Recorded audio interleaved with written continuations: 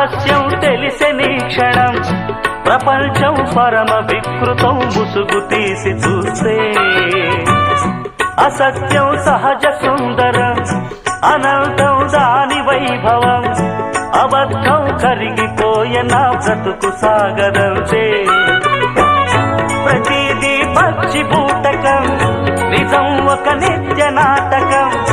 మనస్సొక పాడు కీటకం ఇదేరా అసలు కీలకం వ్యాపారం వ్యవహారం సంసారం శృంగారం